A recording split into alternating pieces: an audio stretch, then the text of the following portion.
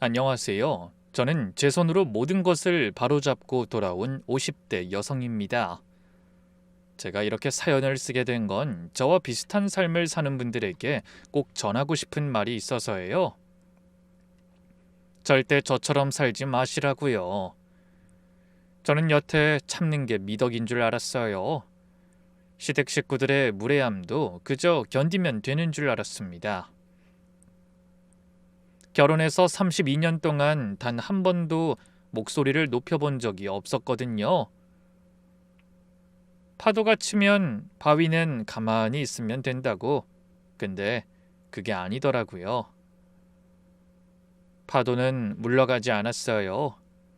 오랜 세월에 조금씩 깎여나가고 있었던 것뿐이죠. 살면서 제 손으로 경찰에 신고를 하게 될 줄은 꿈에도 몰랐는데요. 아직도 가끔 꿈인가 싶어서 뺨을 꼬집어 보기도 해요. 아마 지금부터 들려드릴 이야기는 꽤 긴 이야기가 될 것 같습니다. 그래도 끝까지 들어주셨으면 좋겠네요. 저는 5남매 중 둘째 딸로 태어났어요. 위로 오빠가 하나, 아래로 여동생 둘에 남동생 하나가 있었죠. 아버지는 공장에서 일했고 어머니는 남의 집 일을 도우면서 살았어요. 고등학교를 졸업하고 바로 취직을 했죠. 당시엔 그게 자연스러운 시대였으니까요. 회사 다니면서 받은 월급은 거의 다 집에 보탰습니다. 동생들이 그 돈으로 학교 다니는 거 보면 뿌듯했거든요. 그래서 집안에서도 믿음직한 둘째 소리를 들으며 컸어요. 남편을 처음 만난 건 제가 26살 때였어요. 직장 선배가 소개를 시켜줬죠. 영순아, 너 누구 안 만나? 괜찮은 사람 있는데 좀 조용한 스타일이긴 한데 만나봐. 남편은 저보다 3살 위였고 시아버지가 운영하는 작은 건설회사에서 일하고 있었죠. 말수가 적었어요. 첫 만남에서 저 혼자 떠든 것 같아요. 남편은 고개만 끄덕이면서 듣더라고요. 아, 이 사람 좀 답답하네 싶었는데 또 이상하게 싫지만은 않았어요. 조용한 게 점잖아 보이기도 했거든요. 연애 기간은 짧았습니다. 6개월 정도였는데 그땐 그게 보통이었어요. 오래 만나면 주변에서 언제 결혼하냐고 성화였으니까요. 주변에서는 남편 정도면 정말 괜찮은 사람이라고들 했어요. 아이, 그 정도면 잘 만난 거야. 요즘 남자들 술 먹고 사고만 치지. 조용한 게 어디야? 결혼식을 준비하면서부터 시댁 식구들이 계산적이라는 걸 느꼈어요. 시아버지가 혼수 목록이라면서 빡빡하게 적힌 종이를 한 장 보내왔거든요. 거기엔 가전제품부터 시작해 가구, 이불, 심지어 현금까지 적혀 있었어요. 갓 항목 옆에는 예상 금액까지 빼곡하게 쓰여 있더라고요. 친정아버지가 그 목록을 보더니 한숨을 쉬셨죠. 세상에, 이 사람들 자식 보내면서 장사하나? 이게 다 뭐야? 그래도 아버진 최대한 맞춰주셨어요. 없는 살림에 빚까지 내시면서요. 전 그게 너무 죄송했는데 아버지는 딸 시집 보내는데 이 정도는 해야 하는 거라면서 이해해 주셨죠. 결혼식 당일은 아직도 잊히질 않아요. 식이 끝나고 양가 가족들이 잠깐 모였는데 시어머니가 대뜸 축의금 봉투를 세기 시작하셨어요. 하객들 앞에서요. 보통 축의금은 나중에 조용히 정리하는 거잖아요. 근데 시어머니는 아랑곳 없이 봉투를 하나씩 뜯어서 금액을 확인하셨죠. 그러더니 친정 쪽을 흘끔 보시면서 이러더라고요. 신부 쪽에서 온 게 이것밖에 안 돼? 아휴, 밥값도 안 나오겠다. 이건. 저는 얼굴이 화끈거렸어요. 그 모습이 아직도 눈에 선해요.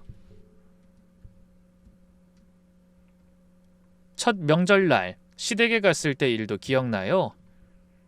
바쁘게 음식을 준비하고 있는데 시아버지가 저를 갑자기 부르셨어요. 거실에 앉아 계시더니 대뜸 이렇게 묻더라고요. 나중에 물려받을 건 없어? 아버지가 남긴 땅 같은 건 가서 좀 물어봐. 저는 할 말을 잃었어요. 첫 명절에 온 며느리한테 대뜸 친정 재산부터 묻다니요. 저희 친정은 따로 재산 같은 건 없어요. 엄마 반찬 가게 하는 게 전부예요. 그럼 뭐 나올 것도 없겠네. 그 가게도 코딱지만 하더구만. 됐어, 들을 것도 없다. 시아버지가 손을 저으며 말을 잘랐어요. 마치 더 들을 가치도 없다는 듯이요. 그러더니 아무 말 없이 있던 남편을 쳐다보면서 이렇게 말씀하셨어요. 야, 정호야. 내가 너한테 사람 잘 고르라고 했지? 집안을 봐야지, 집안을. 저는 옆에서 그 말을 다 들었어요. 마치 제가 없는 것처럼 대놓고 하더라고요. 그날 저녁 집에 오면서 남편한테 말했죠. 아버님, 우리 집 재산을 왜 물어봐? 그리고 사람 잘 고르라니 그게 무슨 말이야? 아이, 사업하는 분이라서 그래. 숫자에 밝으신 거야. 기분 나쁘게 생각하지 마. 결혼하고 몇 년이 지나면서 점점 더 느끼게 됐어요. 이 집안 사람들은 모든 것을 돈으로 환산하는 사람들이라는 걸요.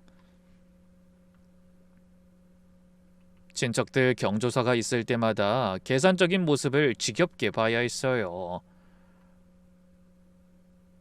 쟤네가 그때 우리한테 얼마 있지? 찾아보고 거기 맞춰서 해. 더 낼 필요 없다. 경조사비를 장부처럼 적어두고 계산하셨어요. 받은 만큼만 주고 준 만큼만 받는다. 그게 시어머니의 원칙이었습니다. 그때마다 생각했어요. 이 사람들이랑은 참 다르구나. 그 집요한 돈 집착이 나중에 그런 일로 이어질 줄 그땐 정말 상상도 못했지만요. 그러다 2년 전쯤 시댁 사정이 기울기 시작했어요. 하루는 남편이 퇴근하고 들어오더니 평소보다 얼굴이 안 좋았어요. 밥을 먹는 둥 마는 둥 하길래 물었죠. 무슨 일 있어? 얼굴이 왜 그래? 아버지 회사가 좀 어려워. 시아버지는 작은 건설회사를 운영하고 계셨는데 한창 때는 꽤 잘 되는 것 같았거든요. 근데 몇 년 전부터 경기가 안 좋아지면서 일감이 줄었다는 얘기가 나오더라고요. 왜? 뭐 걱정할 정도로 많이 어려운 거야? 아니야, 신경 쓰지 마. 다 아버지가 알아서 하실 거야.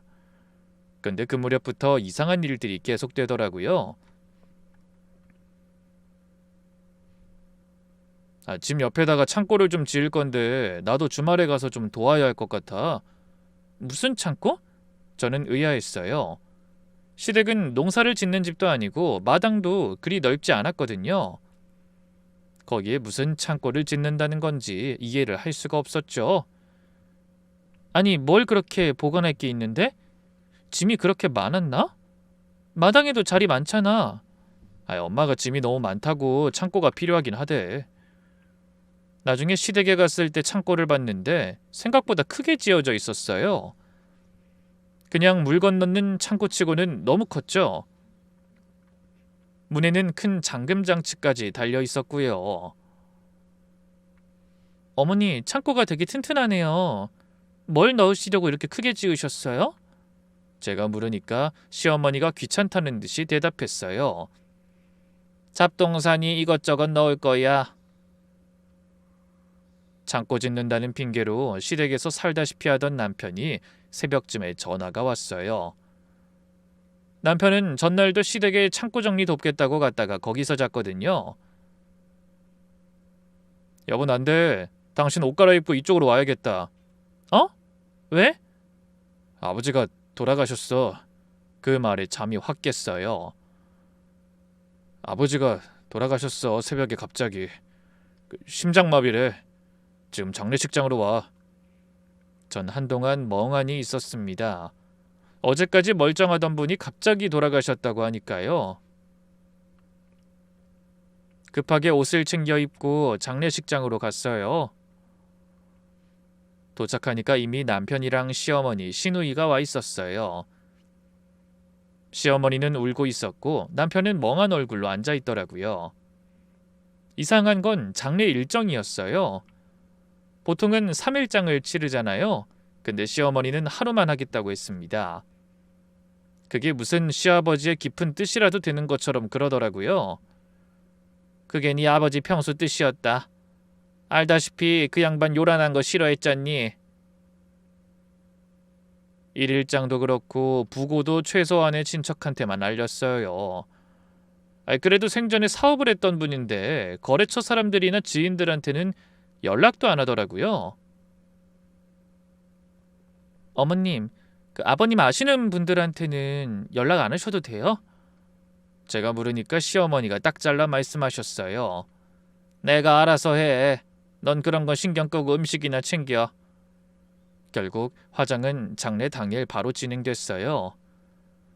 저는 화장 전에 시아버지 얼굴을 한 번이라도 보고 싶었습니다. 마지막인데 얼굴도 못 보고 보내드리는 게 너무 마음에 걸렸거든요.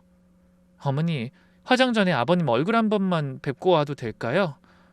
그 말에 시어머니가 손수건으로 눈물을 닦다 말고 저를 쏘아보셨어요. 안 돼. 내가 봤는데 얼굴이 많이 상했더라. 그런 것까지 네가 볼 필요 없어.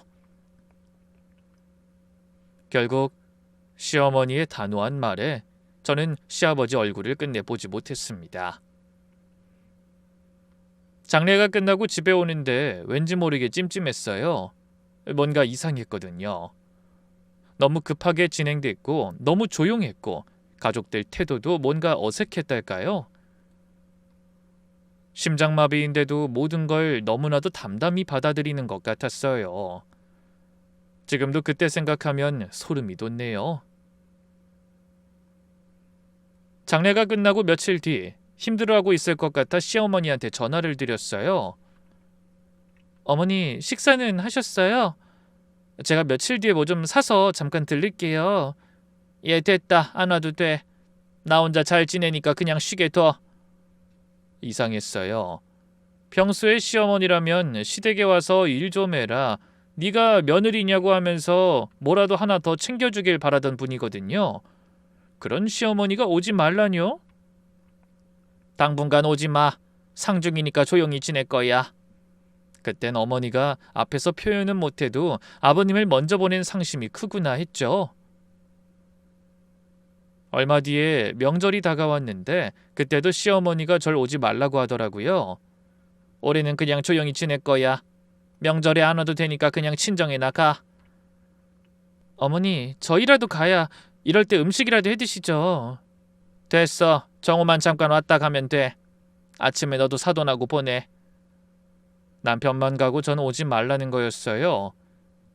30년 넘게 한 번도 명절에 시댁을 안 간 적이 없었는데 전에는 제가 친정 먼저 들렀다 가는 것도 서운해했거든요. 너무 달라진 어머니 상태가 이상해서 남편한테 물었죠. 엄마가 좀 예민해지셨어. 아버지 돌아가시고 나서 당분간 그냥 내버려둬. 그렇게 한 해가 갔어요. 그런데 그 다음 해도 마찬가지였습니다. 그때부터 거의 시댁에 가질 못했어요. 가끔 과일이나 반찬을 갖다 드리려고 가면 시어머니는 현관에 나와 받고 안으로 들이지 않으셨어요. 근데 그때마다 눈에 띄는 게 하나 있었어요. 항상 갈 때마다 안방문이 굳게 닫혀 있었거든요. 어머니, 집 환기도 시키고 그러시지 답답하게 왜 방문을 꼭 닫고 계세요? 아니, 그냥 저렇게 둬. 안에 이불이랑 다 그대로 둬서 정신없어서 그런다. 제가 안방 근처만 가도 시어머니가 신경질적으로 말씀하더라고요. 이상한 게 또 있긴 했어요. 한 번은 냉장고에서 뭘 꺼내려고 시어머니가 잠깐 부엌에 갔는데 냉장고 안에 음식이 많더라고요. 혼자 사는 분 냉장고 치고는 너무 많았어요. 3인분은 되어 보이는 반찬들. 빨래도 그랬어요. 건조대에 옷이 널려 있었는데 그중에 남자 속옷이 섞여 있더라고요. 전 그때 이상한 생각을 했어요. 혹시 어머니가 다른 분을 만나고 있나? 그래서 집 오는 것도 예민하구나 싶었죠. 80 넘은 노인이 무슨 새 남자냐고요. 근데 달리 설명할 방법이 없잖아요. 장례가 끝난 지 한 달쯤 됐을 때였어요. 남편이 퇴근하고 들어오더니 밥을 안 먹겠다고 하는 거예요. 평소 같으면 배고프다고 밥부터 찾는 사람인데 그날은 식탁에 앉지도 않고 소파에 털썩 주저앉더라고요. 밥 차려놨는데 안 먹어? 무슨 일 있어? 한참을 망설이더니 남편이 입을 열었어요. 실은 그 아버지가 빚을 좀 남겼더라고. 그것 때문에 좀 머리가 아프네. 저는 가슴이 철렁했어요. 아버지가 돌아가시고 나서 한 달밖에 안 됐는데 빚 얘기라니. 빚? 얼마나 되는데? 8천만 원. 숨이 턱 막혔습니다. 8천만 원. 우리 같은 사람들한테는 얼마나 큰 돈인지 아시잖아요. 아니 갑자기? 그걸 어떻게 갚아? 회사가 어려워지면서 여기저기 빌렸나 봐. 안 갚으면 담보로 잡힌 게 넘어간대. 담보? 뭐가 담보로 잡혀 있는데? 엄마 사는 집이랑 다른 것도 있어. 남편은 자세한 얘기는 안 했어요. 저는 머리가 복잡해졌습니다. 갑자기 그런 큰 돈을 어디서 구해요? 우리 통장에 그런 돈이 있을 리가 없잖아요. 그러더니 남편이 제 적금 이야기를 먼저 꺼내더라고요. 20년 가까이 조금씩 모은 적금이 하나 있었거든요. 월급 받으면 10,000원이라도 넣고 용돈 생기면 또 넣고 그렇게 모은 제 비상금이었습니다. 내 적금? 그거 해약해줘. 미안해. 근데 급해서 그래. 아버지 빚은 갚아야 하잖아. 그건 내가 20년 동안 모은 돈이야. 그걸 어떻게 한 번에 다 빼? 나도 알아. 근데 어쩌겠어. 다른 방법이 없잖아. 솔직히 그 적금까지 깨는 게 너무 아까웠어요. 근데 어쩌겠어요. 시아버지 빚이라는데. 죽은 분이 남기고 간 빚이라는데 탓할 수도 없잖아요. 결국 저는 적금을 깼습니다.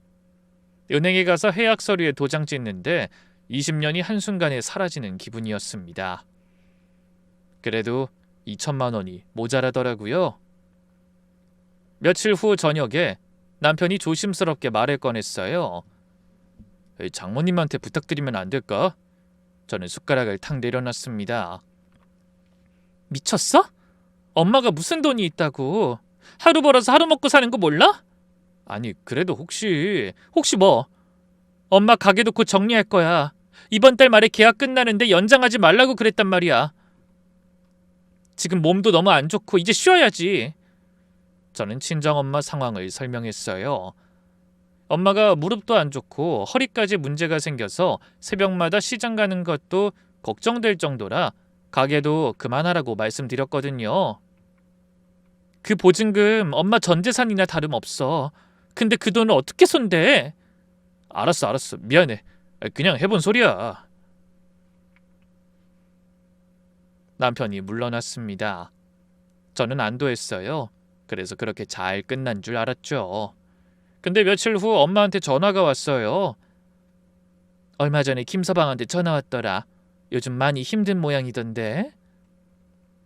엄마 그게 사돈 빚 때문에 상황이 힘들다고 돈 좀 있으면 빌려달라고 하던데 나중엔 울더라. 저는 아무 말도 할 수 없었어요.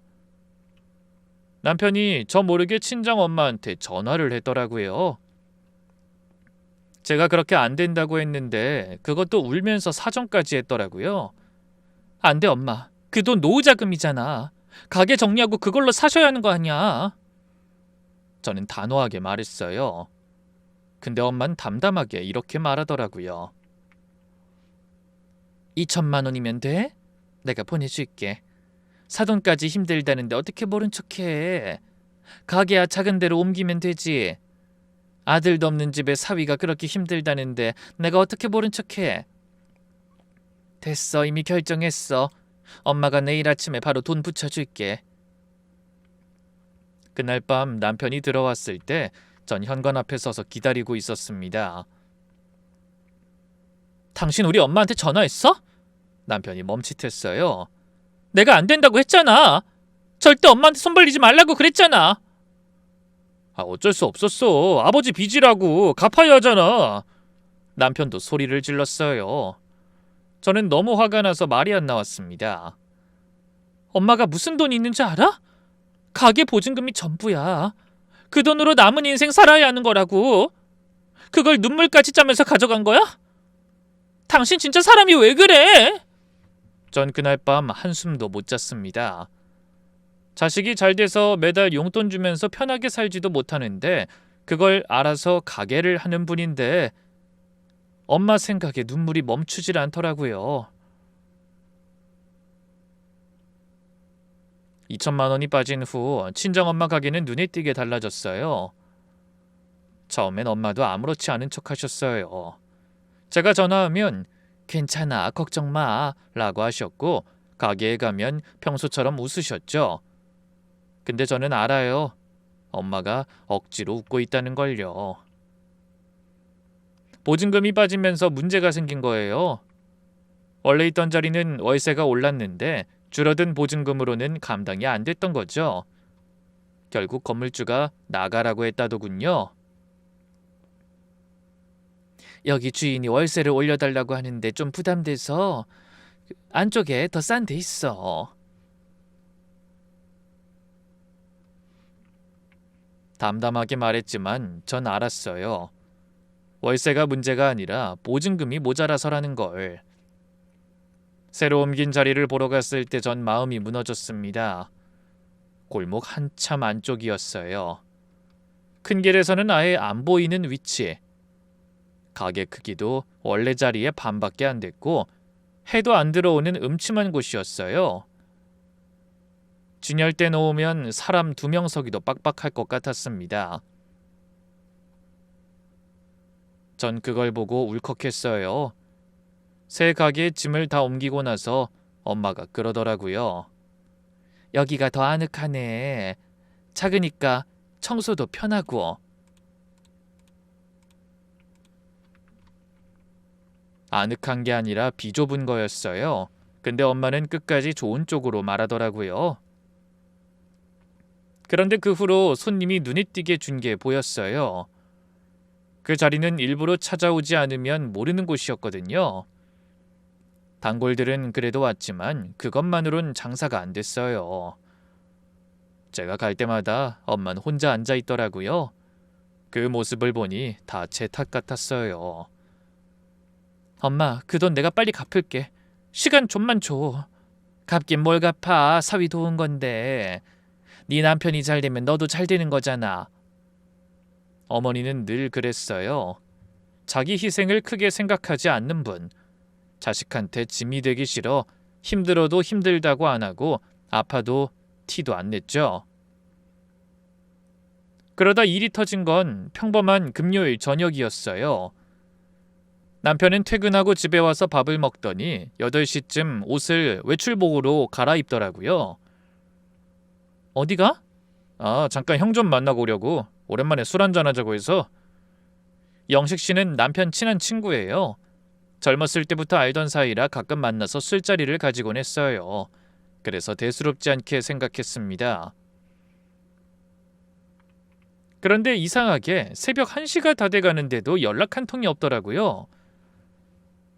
술 마시면 원래 늦긴 한데 그래도 이 시간까진 너무 늦다 싶어서 전화를 걸었어요. 그런데 신호음만 울렸죠. 새벽 2시가 넘으니 저도 슬슬 불안해지기 시작했습니다. 저는 거실에 앉아서 현관문만 바라봤어요. 문이 열리길 기다리면서요. 새벽 3시가 됐을 때 저는 인사불성이 됐나 싶어 영식 씨 아내에게 전화를 걸었어요. 새벽에 전화하면 실례인 거 알았지만 불안해서 참을 수가 없었죠. 새벽에 죄송해요. 혹시 영식 씨 연락돼요? 우리 남편이 많이 취한 것 같아서요. 네? 이 사람 오늘 회식이 있어서 12시쯤 들어왔는데 무슨 일이에요? 저는 머리가 멍해졌어요. 알고 보니 남편이 거짓말을 한 거였어요. 죄송해요. 제가 이름을 잘못 들었나 봐요. 전화를 끊고 저는 밤새 뜬 눈으로 새벽을 맞았습니다. 남편은 아침까지도 돌아오지 않았죠. 30년 넘게 살면서 전화 한 통 없이 외박한 적이 없는 사람인데 말이죠. 혹시나 하는 마음에 전 시댁에도 전화를 걸었어요. 취해서 시댁에 간 건가 싶어서요. 전화를 받은 시어머니 목소리가 어딘가 모르게 날카로워졌어요. 뭐? 정호가 왜 여기 있어? 어젯밤에 나가서 안 들어왔거든요. 혹시 취해서 거기 간 건가 싶어서. 그것까지 내가 어떻게 알아? 니년 때문에 가출했나 보구나. 네? 아이, 어머니 그게 무슨... 어디 경호 없이 전화를 걸어? 남편 관리도 못하는 년이. 나한테 뭐 일러주려고? 저는 기가 막혀서 전화기를 들고 멍하니 있었습니다. 제가 소리 들을 일은 아니잖아요. 어머니 그게 아니라요. 정호씨 어젯밤부터 연락이 안 돼요. 전화기도 꺼져 있고요.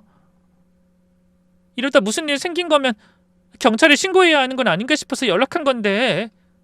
그 순간 시어머니 목소리가 달라졌어요. 당황한 것처럼 흔들렸습니다. 뭐? 경찰? 그냥 어디 바람 쐬러 간 거겠지. 뭘 이런 걸로 경찰까지 부르고 그래? 근데 밤새 연락이 안 되잖아요. 혹시 사고라도... 시어머니가 급하게 말을 잘랐어요. 목소리가 떨리고 있었습니다. 무슨 사고? 그냥 기다려. 곧 들어올 거야. 쓸데없이 괜히 일 크게 만들지 말고. 전화가 뚝 끊겼어요. 저는 한동안 전화기를 들고 멍하니 있었습니다. 뭔가 이상했어요. 시어머니 반응이요. 처음엔 화를 내더니 경찰 얘기가 나오니까 갑자기 당황하면서 말렸잖아요. 평소에 짜증이 아니라 뭔가를 감추려는 듯한 떨림 같은 게 느껴졌어요. 저는 직감적으로 느꼈습니다. 시어머니가 뭔가를 알고 있다는 걸요. 어쩌면 남편이 지금 시댁에 있는 게 아닐까? 저는 결심했습니다. 직접 시댁에 가야겠다고요. 간단한 짐을 챙겨 시댁으로 가는데 내내 불안했어요. 남편이 왜 거짓말을 했을까? 시어머니는 왜 저렇게 반응할까? 머릿속이 복잡했습니다. 시댁에 도착한 건 점심 무렵이었어요. 저는 대문 앞에 서서 초인종을 눌렀습니다. 그런데 아무 대답이 없었어요. 몇 번을 다시 눌렀죠. 분명히 안엔 사람이 있었어요. 인기척이 느껴졌거든요. 부스럭거리는 소리도 들렸고요.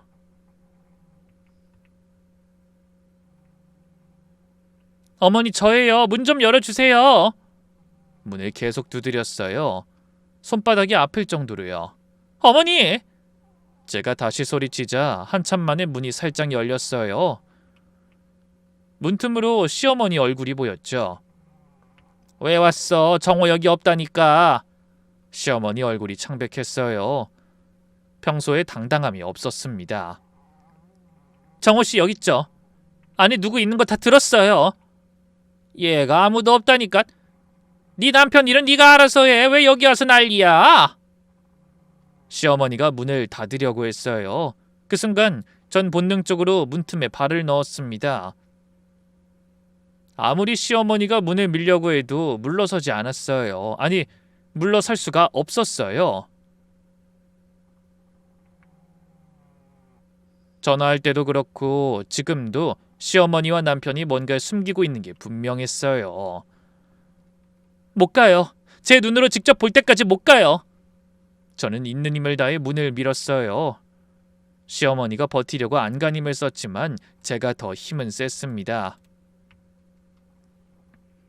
문이 활짝 열리면서 시어머니가 비틀거렸어요. 야야 들어오지 마!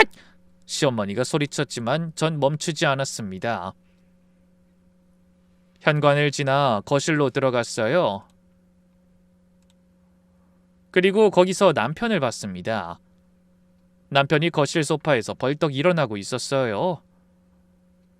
저를 보더니 얼굴이 굳었습니다. 마치 유령이라도 본 것처럼요. 그래, 이럴 줄 알았어. 영식씨 만난다더니 영식씨는 회식 갔다 와서 집에 있던데?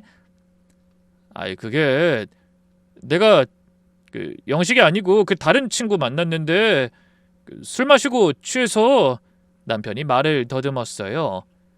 눈이 이리저리 흔들리면서 뭔가 둘러댈 말을 찾더라고요. 그때 제 눈에 뭔가가 들어왔습니다. 안방문이 열려 있었는데 그 안 이불 속에 뭔가 움직이고 있는 게 보였어요. 큰 무언가가 꿈틀대다 멈추는 게 보였거든요. 저게 뭐야? 저는 무언가에 이끌리듯 안방 쪽으로 걸어갔어요. 여보, 잠깐! 안 돼! 남편이 제 팔을 힘껏 잡았어요.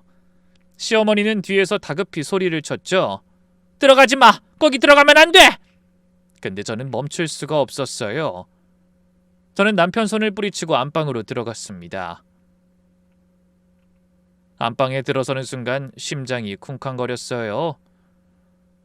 이불 속에서 분명히 뭔가가 움직이고 있었거든요. 그런데 남편이 절 뒤따라 들어오더니 제 팔을 잡았어요. 여보, 진정해. 나가서 얘기하자. 내가 설명할게. 설명은 무슨 설명? 저기 안에 누가 있는데? 어? 누구냐고?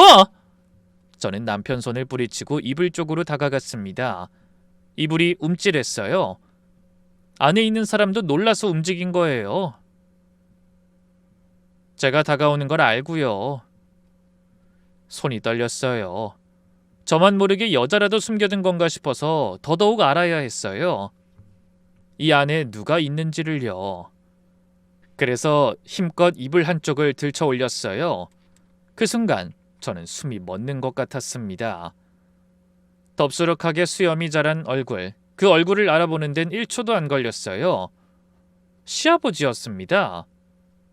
2년 전에 돌아가신 장례식을 치른 그 시아버지가 거기 누워 있었어요. 아버님? 저는 비명을 질렀어요. 다리에 힘이 풀려서 그 자리에 주저앉았습니다. 시아버지가 저를 올려다봤어요. 그 눈빛은 놀라거나 미안해하는 게 아니었어요. 오히려 짜증스럽다는 듯이, 귀찮다는 듯이 절 보더니 남편에게 말했습니다. 아이씨, 그러니까 네가 잘 둘러대고 나왔어야지. 얘가 여기까지 오게 두냐?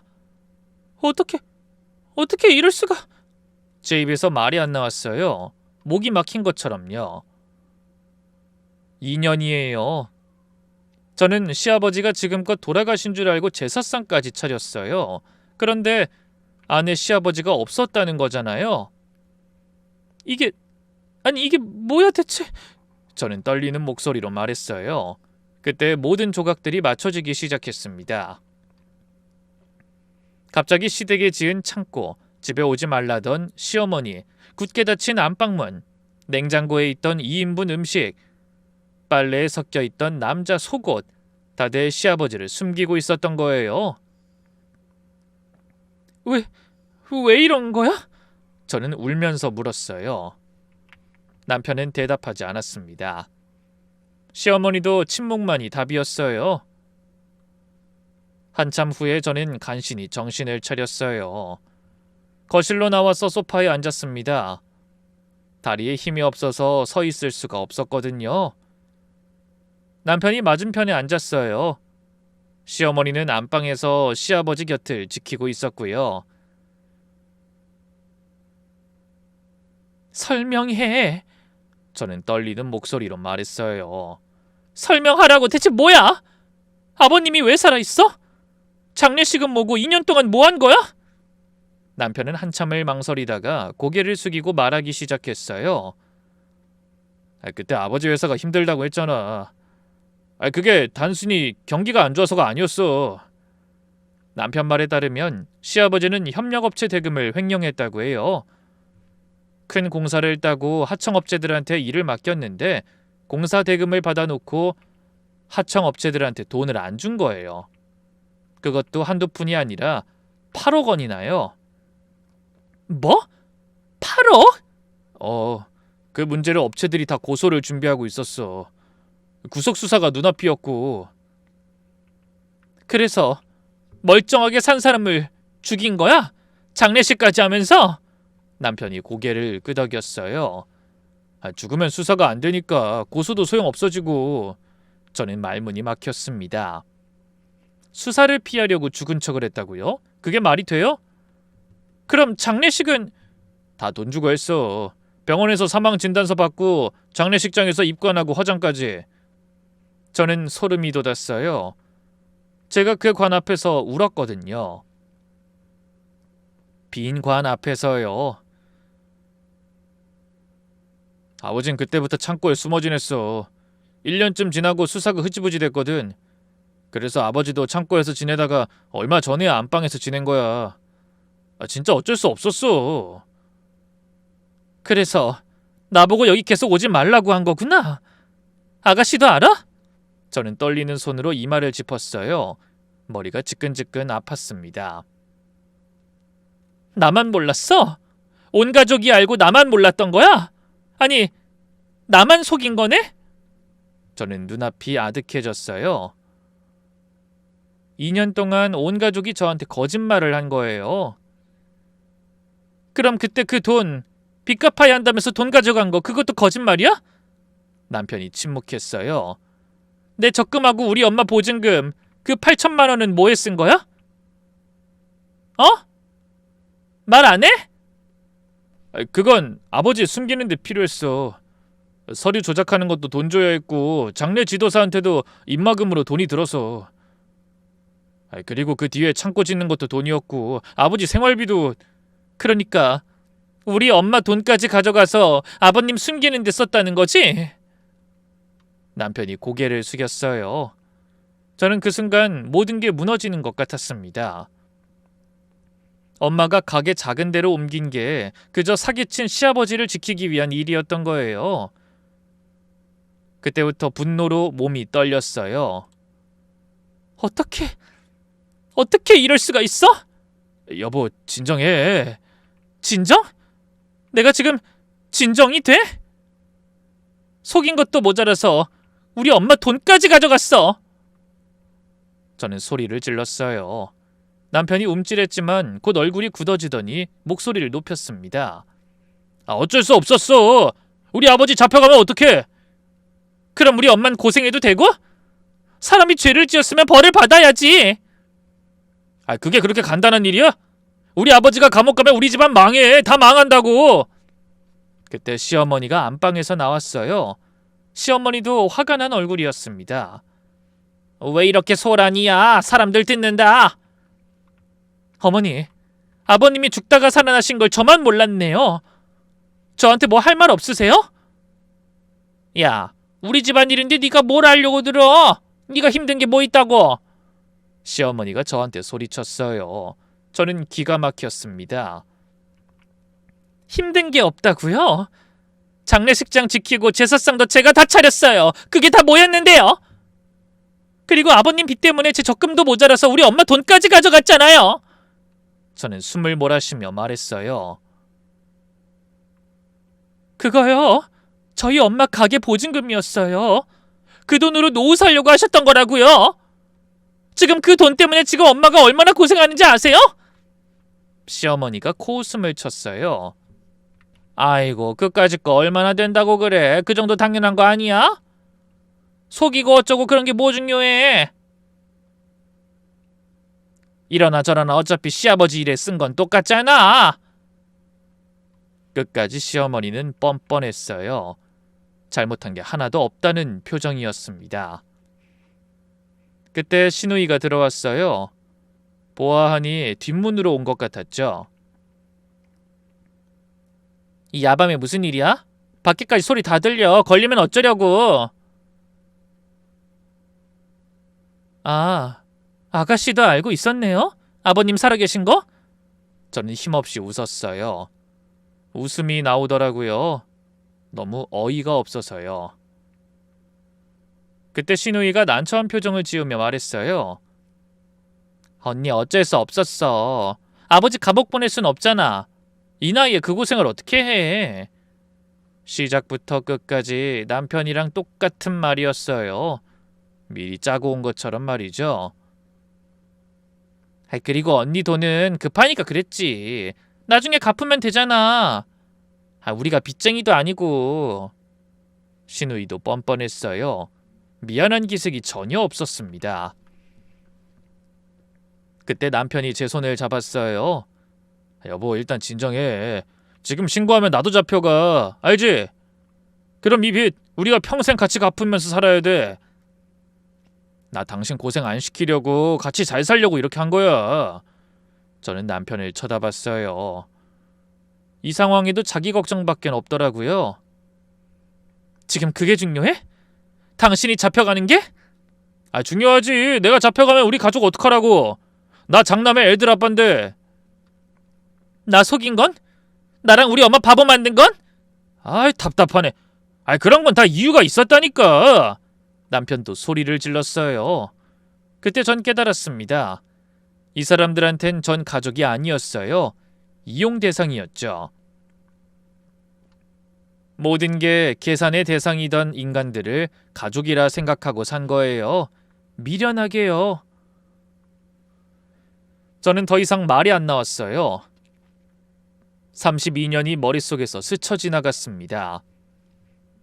결혼식 날 축의금 세던 시어머니, 첫 명절에 친정 재산 물어보던 시아버지, 그 모습을 빼닮은 시누이, 그리고 항상 시댁 편만 들던 남편.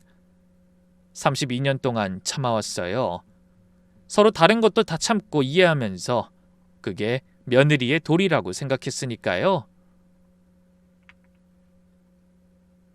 근데 이건 그렇게 생각할 일이 아니었어요. 그냥 참고 지나갈 만한 게 아니었습니다.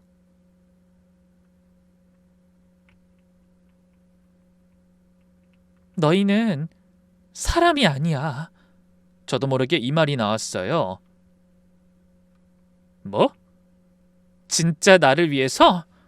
가족이라고 생각했으면 이런 짓 안 해. 최소한 말은 해줬겠지.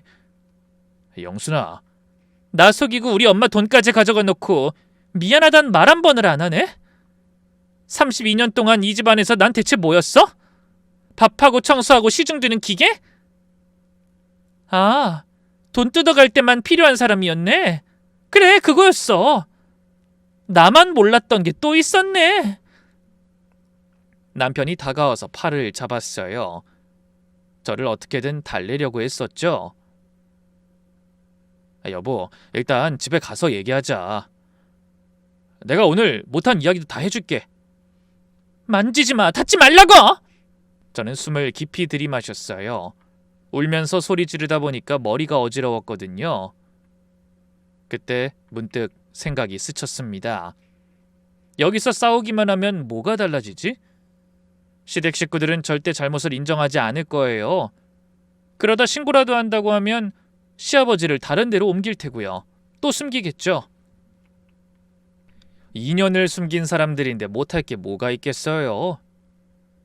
순간 이 인간들 제대로 벌받게 하려면 어떻게 해야 할까 이성적으로 생각했죠. 그때 결심이 섰습니다. 이 사람들이 날 속인 것처럼 나도 속여야겠다.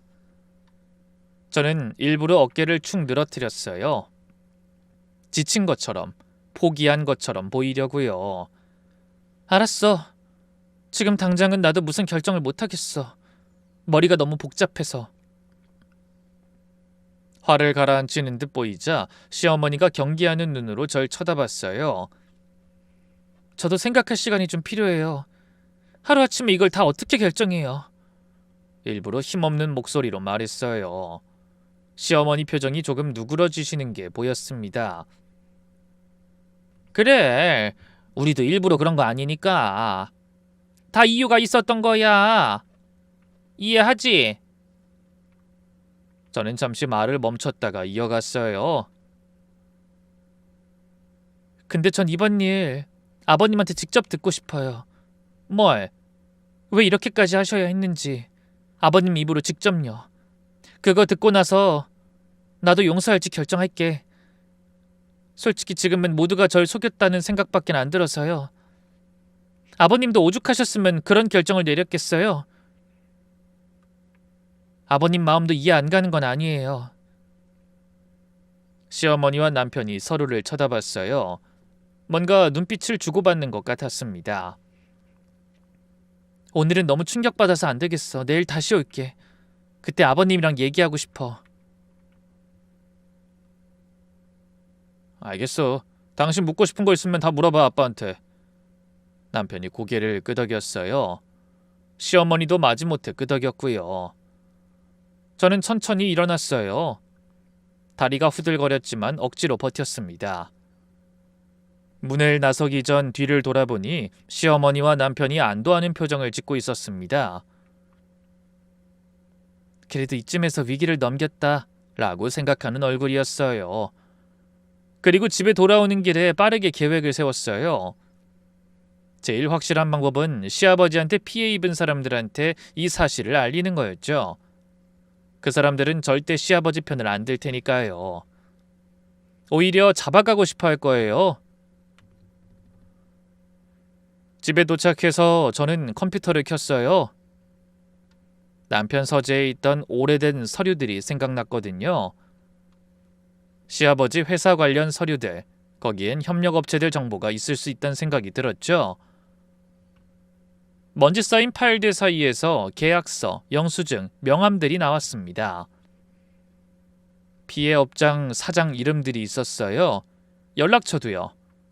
전 그걸 사진으로 찍어뒀습니다. 그날 밤 저는 침대에 누워서 천장만 바라봤습니다. 엄마 얼굴이 가장 먼저 떠올랐어요. 새벽마다 시장 다니며 무릎 아픈 거 참고 일하시는 엄마. 작은 가게로 밀려나서도 걱정 끼치기 싫어 웃던 엄마. 그 돈이 어디에 쓰인지도 모르고 사위 도왔으니 됐다고 하던 우리 엄마. 그리고 엄마가 늘 하던 말이 귓가에 맴돌았어요. 절대 남 속이지 마라. 없으면 없는 대로 살아. 그게 떳떳한 거야. 시아버지는 그 반대로 산 사람이었어요. 남의 돈을 빼앗고 죄를 피해 숨어 살았죠. 다음 날 아침 전 일찍 일어났어요. 제일 먼저 할 일이 있었죠. 피해 업체 사장님들한테 알려야 했어요. 그분들은 시아버지한테 돈을 떼인 분들이에요. 시아버지가 살아있다는 사실을 알 권리가 있었죠. 서재에서 찾아둔 서류에 있던 연락처로 전화를 걸었어요. 안녕하세요. 혹시 박진수 사장님이신가요? 네, 맞는데요. 누구시죠? 저는 김만복 씨 며느리예요. 전화기 너머로 정적이 흐르다가 분노에 찬 목소리가 다시 들렸어요. 김만복이요? 그 인간 죽지 않았습니까? 죽어서 빚도 못 받게 됐잖아요. 그게 사장님, 제가 그것 때문에 전화 드렸는데 사실 시아버지가 살아계세요. 뭐라고요? 2년 전 장례식은 가짜였어요. 시아버지가 수사 피하려고 죽은 척한 거예요. 전화기 너머에서 숨소리가 거칠어지는 게 느껴졌어요. 한참 동안 아무 말이 없었죠. 그게 진짜입니까? 네, 제가 어제 직접 봤어요. 집 옆에 창고에서 숨어 지냈대요. 2년 동안요. 박 사장님 목소리가 떨렸어요. 그 인간 때문에 우리 회사 망했어요. 공사 대금 8천만 원 못 받아서 직원들 월급도 못 주고 문 닫았다고요. 그리고 김태호 사장 아십니까? 그 사람이 제일 큰 피해 입은 사람이에요. 1억 넘게 떼었어요. 그 양반 빚 감당 못해서... 박 사장님이 말을 멈췄어요. 저는 가슴이 철렁했습니다. 다음 말은 듣지 않아도 알 것 같더라고요. 할 말을 잃었어요. 시아버지 때문에 사람이 죽은 거였어요. 죽었다니까 어쩔 수 없다고 포기했는데 살아있었다고요? 우리가 얼마나 쫓아다녔는데 장례식장까지 찾아갔었어요. 근데 죽었다니까 지옥까지 못 가서 포기한 거예요. 박 사장님 목소리에 분노가 치밀어 오르는 게 느껴졌어요. 사장님, 저 오늘 경찰에 신고하려고요. 사장님도 알고 계시는 게 맞을 것 같아서 먼저 연락드린 거예요. 잘하셨어요. 잘하셨어요. 그 인간 어디 못 가게 잡아두세요. 바로 연락 돌릴게요. 전화를 끊고 저는 잠시 멍하니 앉아 있었어요. 단순히 죄를 짓는 문제 이상으로 이건 누군가의 목숨값이 달린 일이란 생각이 들더라고요. 그 사실을 다 알고도 그런 짓을 온 식구가 도운 거예요. 저는 더 확신이 생겼어요. 이건 내가 해야 하는 일이구나. 그렇게 경찰서에 도착한 건 9시쯤이었죠. 민원실에 들어가서 말했어요. 신고하러 왔어요. 사망 위장이요. 담당 경찰이 저를 빤히 쳐다봤어요. 사망 위장요? 네. 제 시아버지가 2년 전에 사망 신고했는데 살아있어요. 경찰이 당황한 표정을 지었어요. 아마 이런 신고는 처음이었을 거예요. 저는 준비해온 서류들을 꺼냈어요.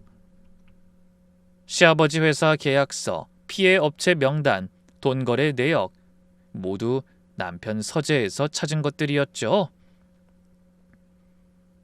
협력업체 대금 8억 원을 횡령했어요. 피해 업체들이 고소하려고 하니까 수사 피하려고 죽은 척한 거예요. 어제 시댁에 갔다가 직접 봤어요. 시어머니 안방에 시아버지가 누워 계셨어요. 집안에 창고를 지었는데 2년 동안 거기 숨어 살았대요. 경찰 표정이 점점 심각해졌어요.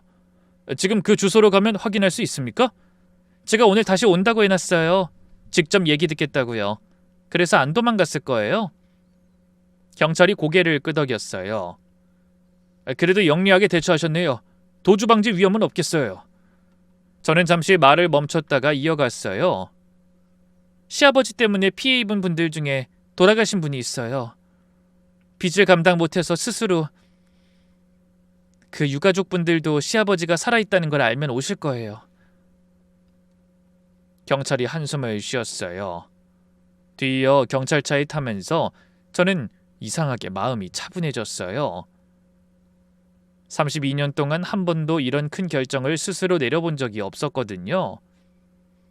항상 시댁 눈치, 남편 눈치를 봤어요. 근데 지금은 아니었어요. 이건 제 스스로 결정한 거였어요. 그리고 그건 다 엄마가 저에게 말했던 일이었죠. 엄마, 나 떳떳하게 사는 거 맞지? 30분쯤 달려서 시댁 앞에 경찰차가 멈췄어요. 그 앞에 이미 사람들이 모여 있었어요. 박 사장님이 연락을 돌린 거였어요. 피해 업체 사람들이 먼저 와 있었죠. 그 중에는 중년 여자분이 한 분 계셨는데 눈이 빨갛게 부어 있었어요. 박 사장님이 눈치껏 절 알아보더니 다가왔죠. 맞죠? 아까 전화 주셨던. 덕분에 우리 한이 다 풀리겠네요. 고맙습니다. 그리고 경찰관이 힘차게 대문을 두드렸어요. 안에 계십니까? 문 여세요. 안에서 부스럭거리는 소리가 들렸어요. 한참 후에 문이 열리고 시어머니가 나왔어요. 제 옆에 경찰이 있는 것을 보고는 순식간에 얼굴이 하얗게 질렸습니다. 무슨 일이세요? 너 인연이... 네, 어머니. 전 용서할 생각 처음부터 없었어요. 안에 아버님 계시죠? 저는 담담하게 말한 뒤 경찰들이 들어갈 수 있게 문을 열어줬어요. 이 배은망덕한 년이 너 어떻게 시아버지를 팔아먹어?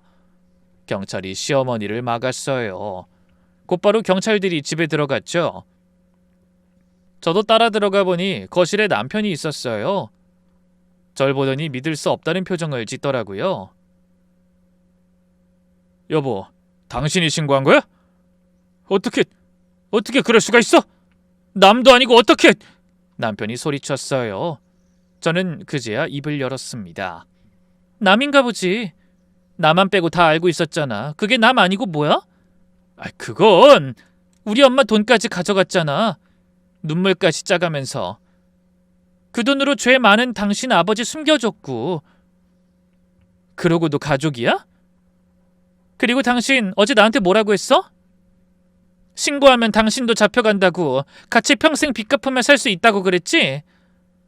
남편이 할 말을 잃었어요. 전 계속 말했습니다. 난 공범될 생각 없거든. 속고 산 것도 억울한데 왜 당신 가족 죄까지 뒤집었어? 시어머니가 분에 못 이겨서 뒤에서 소리쳤어요.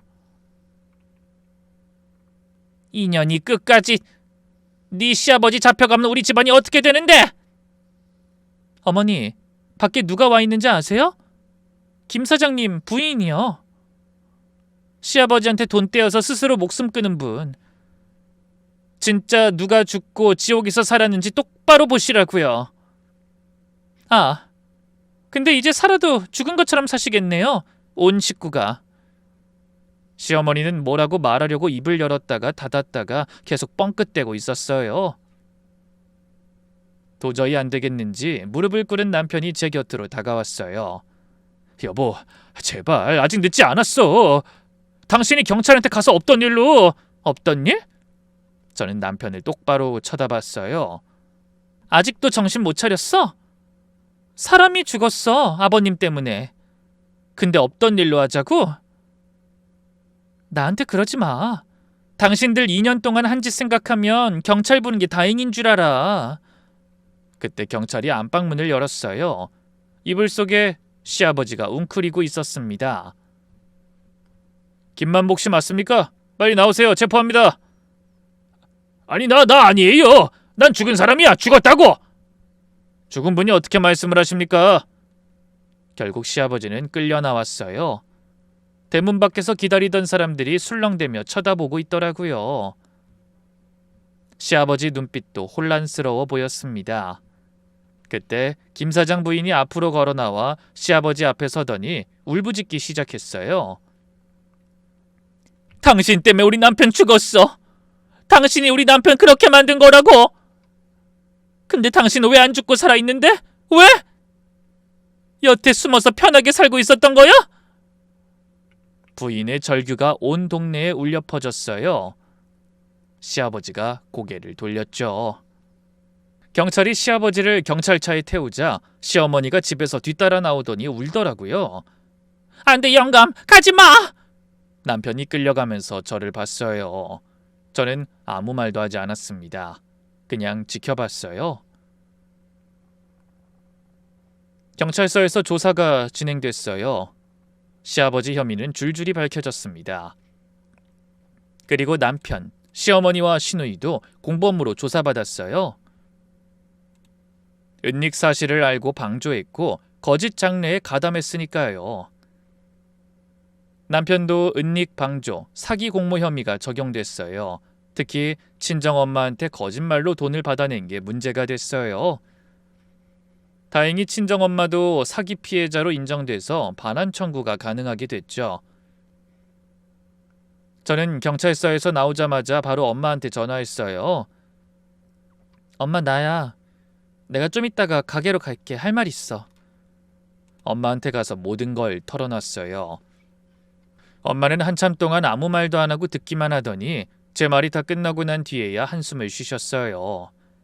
길고 긴 한숨이었죠.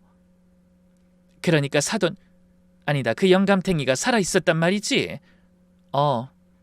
그리고 그 돈은 그 영감 숨기는 데 쓴 거고. 참, 세상에 이런 일이 다 있어. 미안해, 엄마. 그래도 그 돈 돌려받을 수 있대.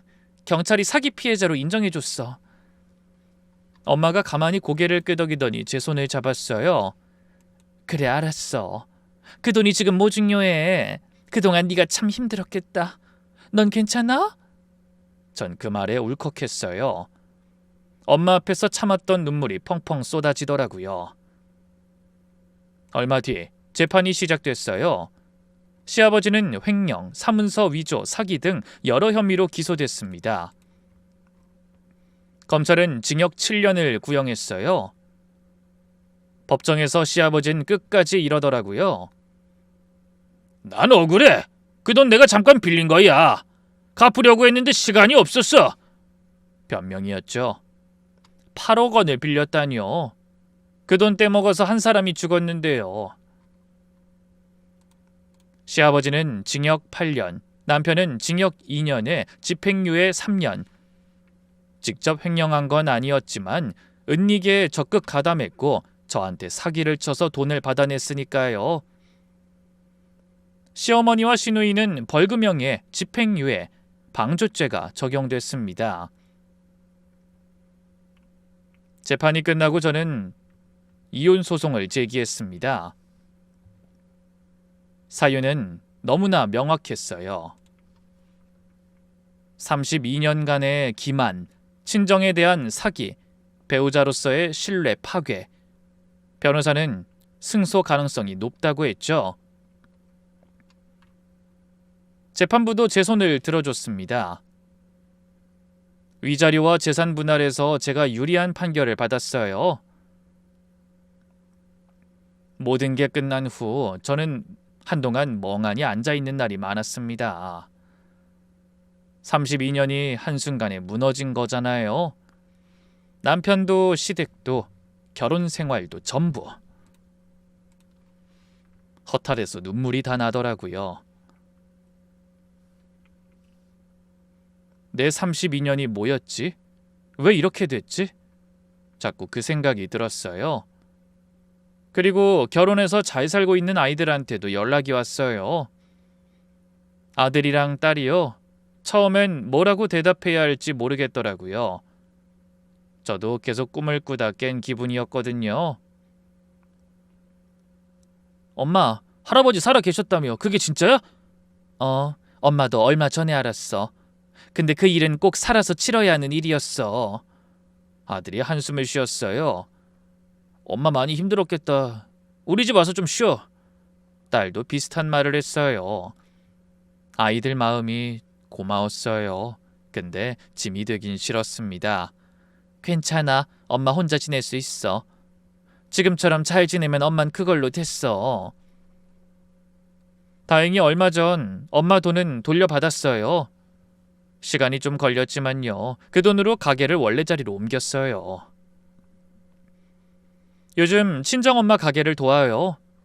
새벽에 같이 시장 가고 가게 열고 반찬 담고 처음엔 오지 말라고 하더니 제가 계속 갔더니 이젠 받아주셨어요.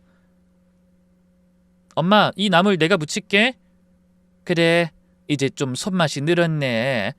그동안 시집 가서 뭐 배웠나 했더니. 엄마가 농담처럼 말하면 저도 웃어요. 그날 시댁에서 이불을 들추지 않았으면 어땠을까? 몰랐으면 그냥 계속 살았을까? 가끔 그런 생각이 들어요. 근데 그랬으면 전 평생 속으면서 살았을 거예요. 엄마한테도 더 큰 피해를 줬을지도 모르고요. 그래서 후회는 없습니다. 비록 긴 결혼 생활은 하루아침에 무너졌지만 전 지금이 더 편해요. 눈치 볼 시댁도 없고 거짓말하는 남편도 이젠 없으니까요. 앞으로 어떻게 살진 모르겠어요. 계획 같은 건 없어요. 그냥 하루하루 살려고요. 엄마 곁에서. 제 사연은 여기까지예요. 긴 이야기 들어주셔서 감사합니다. 부디 제 이야기가 누군가한테 도움이 됐으면 좋겠네요.